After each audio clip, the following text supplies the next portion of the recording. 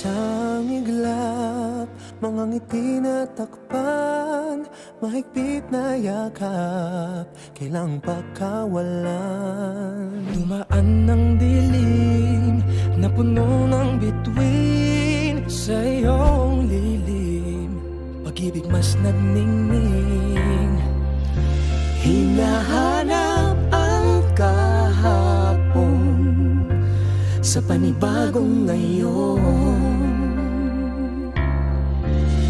Marami ang nagbago, ngunit di ang pagmamahal mo. Ngayong Pasko, magdiriwang ang mundo. Sa pag-ibig mo'y may himala, may panibagong simula. Ngayong Pasko, babalik ang saya, dahil ikaw ang liwanag at ligaya. Ikaw lang, ikaw lang, ikaw ang liwanag at ligaya. Ikaw lang, ikaw lang, ikaw ang liwanag at ligaya.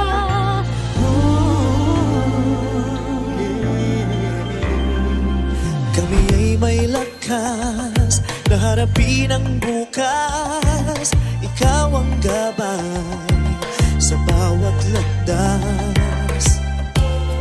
Gawin kaming liwanag para sa isa't isa. Pag-asang sumisinag sa pamilya at sa kapwa. Ngayong Pasko, magdiriwang ang mundo. Sa pag-ibig mo'y may himala, may panibagong simula. Ngayong Pasko, babalik ang saya, dahil ikaw ang liwanag, ang ligaya. Ikaw lang, ikaw lang, ikaw ang liwanag at ligaya. Ikaw lang, ikaw lang, ikaw ang liwanag at ligaya. Sa mahabang gabi, tumigil ang mundo, sa pag-asang dala mo, tuloy ang Pasko. Liwanag, ligaya, light, joy, klaridad, alegria, kasanag, kasadya, lamang kalipay, sa hayag kakulakan, kahayag kalipay, raniyag, ragsak, libawalikat, sigay, lilini, liwanag, kaugman, suluating tula, kibuyo, rutubi, ilumina, joya, yang guang shiway, lumiye, joa, ben children, adawa, fara, oro, sheros, alegria.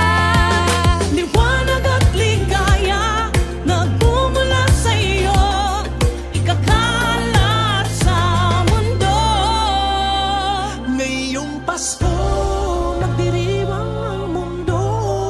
Sa pag-ibig mo'y may himala, may panibagong simula. Ngayong Pasko, babalik ang saya, dahil ikaw ang liwanag at ligaya. Ngayong Pasko, magdiriwang ang mundo. Sa pag-ibig mo'y may himala, may panibagong simula. Ngayong Pasko, babalik ang saya, dahil ikaw ang liwanag at ligaya. Ikaw lang, ikaw lang, ikaw ang liwanag at ligaya. Ikaw lang, ikaw lang, ikaw ang liwanag at ligaya. Ikaw lang, ikaw ang liwanag at ligaya. Ikaw lang, ikaw lang, ikaw ang liwanag at ligaya.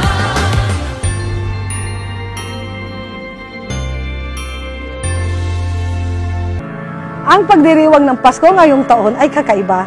Kailangan ng social distancing at ibang restriction bunsod ng kagustuhan nating maging ligtas ang bawat isa.